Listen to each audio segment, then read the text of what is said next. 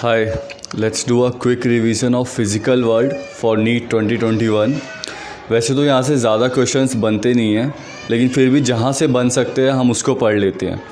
तो physical world जब भी पढ़ते हैं तो उसमें मैथमेटिकल टूल्स का पढ़ना ज़रूरी है ना। ये हम इसी चैप्टर में पढ़ाते हैं जो कि पूरी फिज़िक्स में काम आते हैं। ये चैप्टर में से तो डायरेक्टली क्वेश्चन नहीं बनेंगे, और बनेंगे भी तो मतलब ऐसे थ्योरेटिकल ज़्यादा बनते हैं, लेकिन ये जो मैथमेटिकल टूल्स है ये पूरी फिज़िक्स में आपको काम आएंगे। सो मैथमेटिकल टूल्स में हम मेनली कैलकुलस पढ़ते हैं। कैलकुलस में हमारी दो चीज़ें होती है, डिफरेंशिएशन और इंटीग्रेशन। डिफरेंशिएशन का क्या मतलब होता है, डी बाई डी एक्स। अगर हम x की पावर n का डिफरेंशिएशन कर रहे हैं, ठीक है, विद रिस्पेक्ट टू x, तो उसका डिफरेंशिएशन होगा n x n minus one. ये पावर जो है ये इस तरफ आ जाती है कोफिशिएंट में nx, और ये raise to the power n minus one हो जाता है। ठीक है, जैसे कि मैं आपको अगर बोलूँ कि डिफरेंशिएशन आप करो x स्क्वायर का, तो आप इसको लिखेंगे d by D X. X square क्या हो जाएगा हमारे पास, ये 2 कोफिशिएंट में आ जाएगा 2x, और जो भी यहाँ पर n है उसका 1 माइनस, यानी कि 2 माइनस 1, तो 2x 2 माइनस 1 1, यानी कि ये हो गया 2x। ठीक है, ऐसे डिफरेंशिएशन वर्क करता है। जैसे कि हमने ये क्यों पढ़ा, फिज़िक्स में इसकी क्या एप्लीकेशन है, तो वो देखिए कि हमें इंस्टेंटेनियस वेलोसिटी मिलता है। x यहाँ पर है डिस्प्लेसमेंट का हमें टाइम के रिस्पेक्ट में डिफरेंशिएशन करके क्या मिलता है, इंस्टेंटेनियस वेलोसिटी, v इंस्टेंटेनियस। ध्यान रखना ये v इंस्टेंटेनियस है। ठीक है, एक्सेलरेशन हमें मिलता है वेलोसिटी का डिफरेंशिएशन करके टाइम के रिस्पेक्ट में dv बाई dt। फोर्स हमें मिलता है मोमेंटम का डिफरेंशिएशन करके या फिर वर्क डन का डिफरेंशिएशन करके। एक चीज़ अब यहाँ पे ध्यान रखने वाली है कि जब मोमेंटम का डिफरेंशिएशन करोगे तो टाइम के रिस्पेक्ट में लिखा हुआ है, और वर्क डन का लिखा हुआ है डिस्प्लेसमेंट के रिस्पेक्ट में, यानी कि यहाँ dp बाई dt है, यहाँ dw बाई dx है। तो ध्यान रखेंगे किसके रिस्पेक्ट में करना है। पावर का डिफरेंशिएशन करेंगे dw बाई dt करेंगे, तब जाके हमें पावर मिलेगा। ये वर्क डन है, dw by dt work done का डिफरेंशिएशन टाइम के रिस्पेक्ट में, तो जाके हमें पावर मिलेगा। तो फिज़िक्स में इसकी इस तरीके से एप्लीकेशन होती है। ठीक है, डिफरेंशिएशन की ध्यान रखना, फॉर्मूला यही है, d by D X, X raise to the power n है तो nx n माइनस वन। ठीक है, यहाँ पे मैंने एग्जांपल बता दिया, एक्स स्क्वायर का किया 2x 2 minus one, 2x raise to the power 1, यानी कि आंसर हमारे पास आ गया 2x। ठीक है, तो डिफरेंशिएशन का जो उल्टा होता है वो होता है इंटीग्रेशन। देखिए, डिफरेंशिएशन का मतलब होता है तोड़ना, डिफरेंशिएशन यानी कि पार्ट्स में तोड़ देना। ठीक है, डिफरेंशिएट कर देना। और इंटीग्रेट का क्या मतलब होता है, जोड़ना। इंटीग्रेट मतलब आपस में जोड़ना। तो x एंड dx का अगर हमें इंटीग्रेशन करना होगा, या x की सपोज करो कुछ भी पावर है, x की 1 है 2 है 3 है ना, कुछ भी है, 101 है 102 है, कुछ भी हो सकती है, तो उसका अगर हमें इंटीग्रेशन करना होगा तो x raise to the power n plus one, उसमें हम प्लस वन ऐड करेंगे और डिवाइड बाय उसी पावर से n प्लस वन, प्लस यहाँ पर कांस्टेंट c लिख देते हैं। ये c इक्वेशन को बैलेंस करने के लिए आता है। इसको आप लोगों को इतना पढ़ने की ज़रूरत नहीं है, नीट वालों को। हाँ, अगर मैथ्स होता तो ये c का इंपॉर्टेंस बताना पड़ता, अगर जेई का एग्ज़ाम होता तो बताना पड़ता। ठीक है, अभी इसको भूल जाओ, बस ये मैंने बता दिया कि भाई लिखते थे यहाँ पे। तो x एंड dx का कैसे होगा, x n plus one divide by n plus one. और अगर यहाँ पर लिमिट लगी हुई है, जैसे कि यहाँ पर कोई लिमिट नहीं थी, लेकिन यहाँ अगर लिमिट लगी है x1 से लेके x2 तक, तो कैसे होगा, x n plus one divide by n plus one, bracket में x1 से x2 लिमिट। अब ये इसके आगे कैसे सॉल्व करते हैं, ये जैसे जैसे क्वेश्चन आएंगे मैं आपको बताऊंगा। ठीक है, लेकिन अभी के लिए फॉर्मूला ये याद रखो। जैसे कि यहाँ पे अगर इंटीग्रेशन का, अगर मान लीजिए हमें इंटीग्रेशन करना है x raise to the power 2 का, तो क्या होगा फिर, x raise to the power 2 plus one divided by 2 plus one. ठीक है, क्या हो गया, x raise to power cube divide by 3। ये हो गया इसका इंटीग्रेशन। ठीक है, सो ये होता है इंटीग्रेशन और डिफरेंशिएशन का फॉर्मूला। ये मैंने आपको एग्जांपल बताया, और ये भी मैंने आपको एग्जांपल बताया। इनको नोट करना है तो कर लो, बाकी इसको तो आप नोट कर ही लो। ठीक है, इसको नोट कर लो, फिर आगे बढ़ते हैं।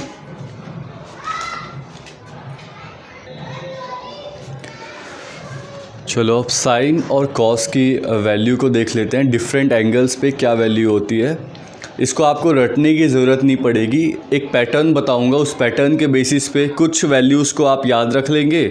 उसके बाद एक दो बार जब टेबल बनाएंगे, आपने बनाई भी होगी क्योंकि ये रिवीजन चल रही है, बट फिर भी मैं बता दूंगा उस पैटर्न से, तो वो याद हो जाएगा। ठीक है, जैसे देखिए इतनी वैल्यू तो आपको याद करनी पड़ेगी। ठीक है, नो डाउट। जैसे साइन 0 डिग्री पे 0 होता है, 30 डिग्री पे 1/2, 45 डिग्री पे 1/√2, 60 पे √3/2 और 90 पे 1 होता है।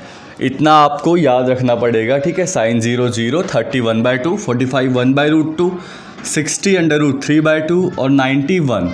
अब जब इतना याद रख लिया, उसी का उल्टा यहाँ पर लिखते जाएंगे। जैसे cos 0 क्या होगा 1, cos 30 क्या होगा, ये वाली √3/2 वैल्यू। यहाँ से हम यहाँ की ओर आते जाएंगे। ठीक है, फिर 1/√2, फिर cos 60 1/2 और फिर cos 90 0। ठीक है, अब ये वैल्यूज़ हमारे पास हो गई। देखिए पहले हमने साइन की इतनी वैल्यू याद रख ली, उसके बाद जब हम cos की लिख रहे हैं तो यहाँ से हम इस ओर आए, 1 √3/2, 1/√2, 60 पे 1/2 और 90 पे 0। उसके बाद अब ये वाली कैसे लिखे? अब ये वाली लिखने के लिए वापस से इस पैटर्न को अपन उल्टा फॉलो करेंगे। ये हो गया हमारा √3/2, यहाँ से यहाँ जाएंगे 1/√2, 1/2 और फिर 0। ठीक है, ये वाला हमारे पास पैटर्न फॉलो होगा। अब बात आ गई cos की, तो cos की यहाँ पर फिर हम वापस से उल्टा फॉलो करेंगे पैटर्न को, 1/2, 1/√2, √3/2 और फिर 1। लेकिन cos वाली में ध्यान रखना कि नेगेटिव लग जाएगा। cos वाली में क्या हो जाएगा, हमारे पास नेगेटिव लग जाएगा। सो देखो पैटर्न हमारे पास क्या बन गया इसको, कि हमने यहाँ से यहाँ तक की 90 तक वैल्यू ऐड की। 0 पे 0, 30 पे 1/2, 45 पे 1/√2, 60 पे √3/2, 90 पे 1। फिर उसके उल्टे पैटर्न में यहाँ पर लिख दी 0, 1/2, 1/√2, √3/2 और 1।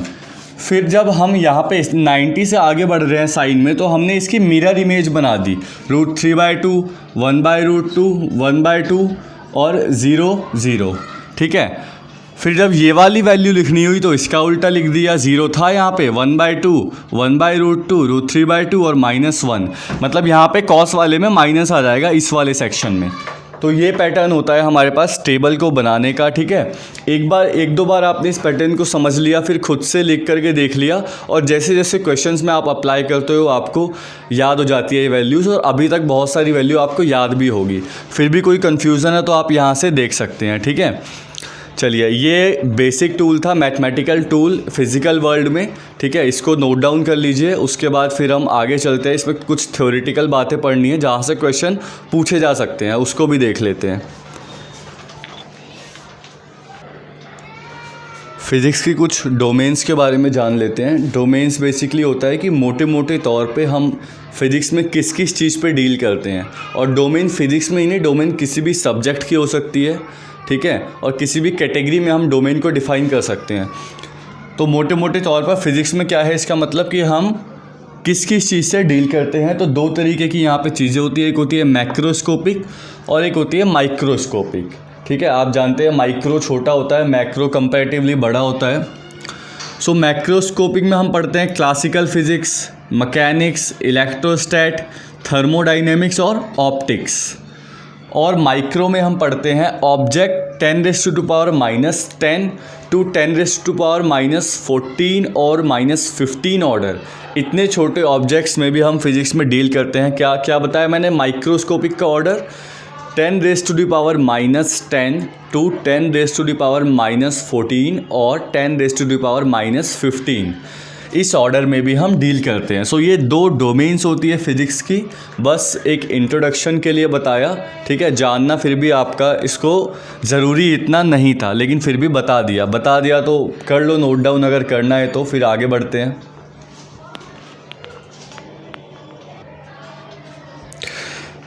चलिए अब हम मेनली पढ़ेंगे इसमें कि क्वेश्चंस इस चैप्टर में कहाँ से बन सकते हैं।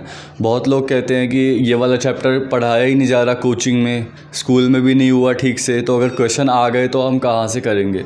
तो क्वेश्चन बनेंगे तो ये जो नोट्स आपको दिए जा रहे हैं इसको नोट करते चलना, इसमें से बन जाएंगे, ठीक है, इसमें से ही बनेंगे।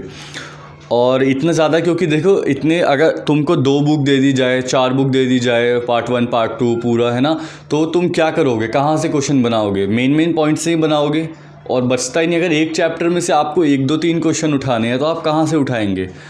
थोड़ा सा दिमाग लगा के सोचिए, तो एग्जामिनर के पास ज़्यादा ऑप्शन ही नहीं है ना। और हम सोचते हैं कहाँ से आएगा कहाँ से आएगा, तो इसलिए टीचर बोलता है कि मेन पॉइंट्स पे फोकस करो और टीचर के एक्सपीरियंस का फ़ायदा उठाओ, क्योंकि वो कई सालों के पेपर देख रहा है, कई एग्ज़ाम्स के पेपर देख रहा है, सालों से उसको एक्सपीरियंस है भाई कहाँ से बनाते हैं वो क्वेश्चन।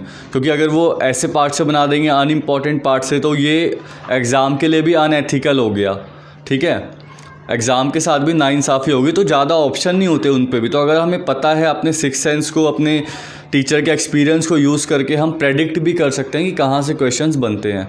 सो मेनली हम अभी इस चैप्टर को वहाँ से अब स्टार्ट करने जा रहे हैं जहाँ से क्वेश्चंस हमारे बन सकते हैं। और ध्यान रखना, थोड़ी सी स्पीड इसमें तेज़ है और तेज़ रहेगी। क्यों? क्योंकि हम क्विक रिवीजन कर रहे हैं फॉर नीट 2021, जिसमें कि ज़्यादा टाइम रह नहीं गया। दैट्स वाई इस स्पीड को आपको कोप अप करके चलना होगा, क्योंकि मैं मान के चल रहा हूँ कि आपने पढ़ा हुआ है और फिर मैं रिवीजन करवा रहा हूँ आपको, ठीक है। जब मैं शुरू से पढ़ाऊँगा तो आपको पता है कि मेरी स्पीड ज़्यादा नहीं रहती है। बायो के लेक्चर्स देख लेना, ठीक है। तो फंडामेंटल फोर्सेस पढ़नी है, gravitational force, electromagnetic force, strong nuclear force और वीक न्यूक्लियर फोर्स। इनमें हमें पढ़ना है कि देखिए डेफिनेशन मैं लिखवाऊँगा नहीं इन सब की, मैं समझा दूंगा और ना डेफिनेशन कोई आपसे पूछने वाला है, बस समझना ज़रूरी है। और फार्मूला मैं ज़रूर लिखवा दूंगा, ठीक है। और समझना ज़रूरी है कि चारों में डिफरेंस क्या है, और फोकस करना है कि कौन सा वीक है और कौन सा स्ट्रॉन्ग है, ठीक है। और सबका पार्टिकल कौन सा है, मीडिएटेड पार्टिकल कौन सा है। तो इन सब चीज़ों पे फोकस करना है। वीक और स्ट्रॉन्ग पे तो फोकस बिल्कुल करना कि इन चारों में सबसे वीक कौन है, सबसे स्ट्रॉन्ग कौन है ना। चलिए देखते हैं कौन सा सबसे वीक होता है और कौन सा स्ट्रॉन्ग होता है। तो स्टार्ट अपन करेंगे ग्रेविटेशनल फोर्स से।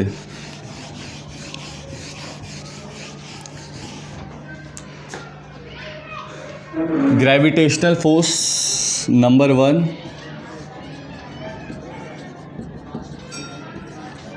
Gravitational force. ग्रेविटेशनल फोर्स क्या कहता है, देखो दो अगर यहाँ पे हमारे पास मासिस रखे हैं, एक है m1 और एक है m2, 2 मासिस है m1 और m2, और इनके बीच का डिस्टेंस है, डिस्टेंस हमेशा उनकी रेडियस से लिया जाता है, ठीक है, बॉडी के सेंटर से लिया जाता है। तो इनके बीच का जो डिस्टेंस है मान लो वो r है। तो ग्रेविटेशनल फोर्स कहता है कि इन दोनों के बीच में एक फोर्स ऑफ अट्रैक्शन लगेगा। वो फोर्स ऑफ अट्रैक्शन क्या होगा, g m1 m2 upon r²। ये g यूनिवर्सल ग्रेविटेशनल कांस्टेंट है, ये स्मॉल g नहीं है, ये 9.8 नहीं है, ये कैपिटल G है। तो F = g m1 m2 upon में r², ये हमें बताता है क्या, ग्रेविटेशनल फोर्स। ये तो इसका अब हो गया क्या, फॉर्मूला। अब देखते हैं कि ये वीक होता है या स्ट्रॉन्ग होता है। तो ये होता है जो ये वीक फोर्स होता है, वीक फोर्स होता है, ठीक है। और इसकी जो रेंज होती है वो होती है इनफाइनाइट इसकी रेंज होती है। और जो मीडिएटेड पार्टिकल होता है इसमें, मीडिएटेड पार्टिकल इसी के नाम के ऊपर है, वो होता है ग्रेविटॉन, ठीक है। मीडिएटेड पार्टिकल जो इसमें होता है वो होता है graviton. F = g m1 m2 upon r²। Weak force होता है, ठीक है। रेंज इनफाइनाइट होती है। मीडिएटेड पार्टिकल याद रखना है ग्रेविटॉन होता है, ये ध्यान रखना कि वीक फोर्स होता है, ठीक है। फॉर्मूला है g m1 m2 अपॉन में r²। नोट करके आगे बढ़ेंगे।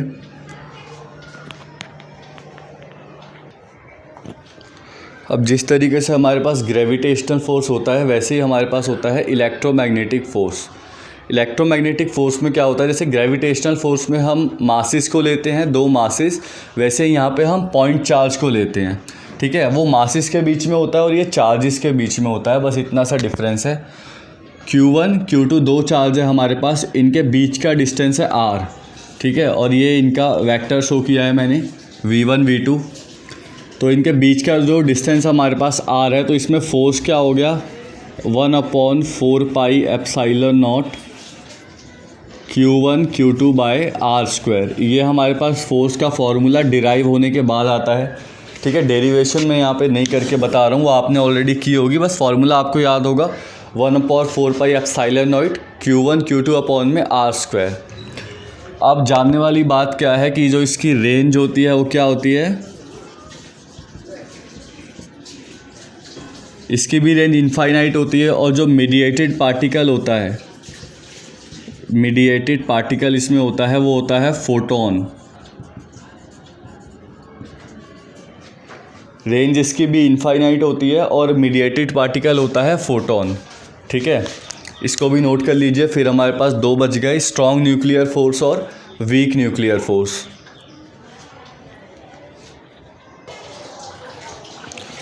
चलो अब देखते हैं स्ट्रॉन्ग न्यूक्लियर फोर्स।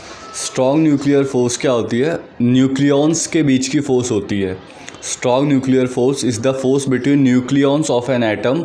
अब न्यूक्लियॉन्स क्या होते हैं, न्यूक्लियॉन होते हैं प्रोटॉन प्लस न्यूट्रॉन, इन दोनों को मिला करके कलेक्टिवली न्यूक्लियॉन बोला जाता है।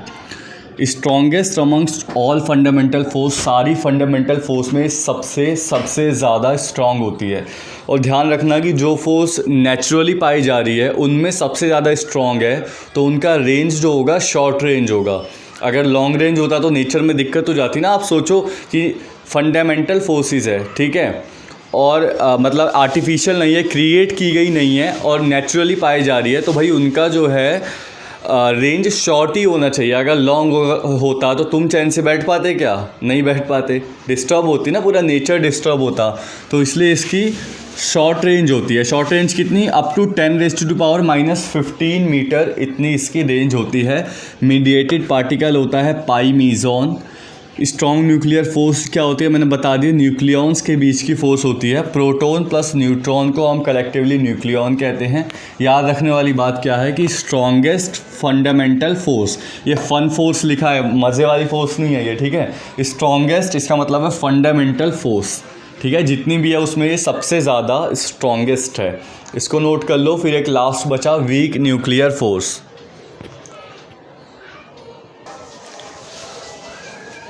लास्ट है हमारे पास वीक न्यूक्लियर फोर्स, ठीक है। इसमें बस दो ही बातें जाननी है। ऐसा बोलते हैं ना कि last but not the least, लेकिन मैं वो नहीं बोलूँगा यहाँ पे, ठीक है, लास्ट बट लीस्ट ही समझ लो। तो मीडिएटेड पार्टिकल यहाँ पे बोसोन है, बस इतना ध्यान रख लेना। रेंज शॉर्ट होती है, 10⁻⁻16 मीटर पे ऑपरेट करता है। एक चीज़ यहाँ पे ध्यान रखने वाली है, अब हमारे यहाँ पे फंडामेंटल फोर्सेस का रिवीजन कंप्लीट हो गया, लेकिन ये जो है ना हमारे पास, ये ध्यान रख लेना कि चारों का बीच में आपस में क्या रिलेशन है, ये कभी कभी पूछ लेते हैं। जेई में तो पूछ लेते थे पहले, क्या पता नीट में भी आ जाए। तो यहाँ पे Fg यानी कि gravitational force, Fe is to electromagnetic force is to Fs strong nuclear force is to Fw weak nuclear force. इनका रेशियो जो आता है 10⁻⁻39 is to 10⁻⁻2 is to 1 is to 10⁻⁻13, ये इनका रेशियो आता है, ठीक है। सो ये चीज़ याद रख लेना। और ये पैटर्न सेम है, पहले ग्रेविटेशनल, इलेक्ट्रोमैग्नेटिक, स्ट्रॉन्ग और वीक, ग्रेविटेशनल, इलेक्ट्रोमैग्नेटिक, स्ट्रॉन्ग और वीक, इसी पैटर्न में इसको ध्यान रख लेना, ठीक है, नोट कर लो। उसके बाद देखते हैं कौन कौन से लॉस नेचर में कंजर्व रहते हैं। आखिरी थ्योरेटिकल टॉपिक, उसमें एक बार देख लेते हैं कौन कौन से, जैसे कि लॉ ऑफ कंजर्वेशन ऑफ मास होता है ना, ऐसे ही कौन कौन से लॉ फिजिक्स में हमारे पास कंजर्व रहते हैं।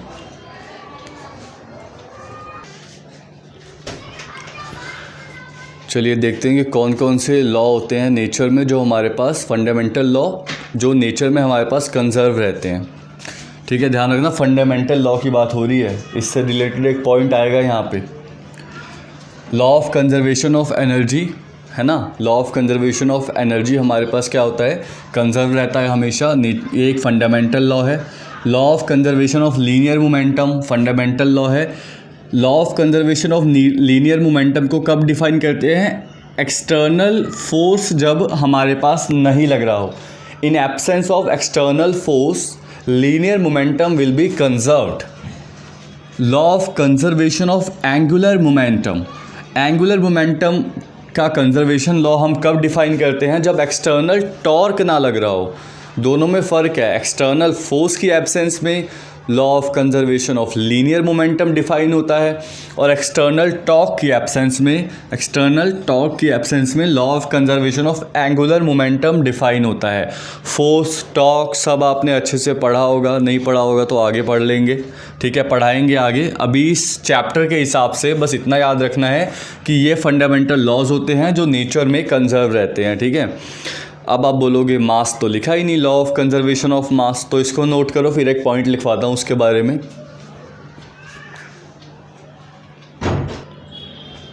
ये वो पॉइंट है हमारे पास कि law of conservation of mass and law of conservation of mechanical energy हमारे पास फंडामेंटल लॉ इन नेचर नहीं होते हैं।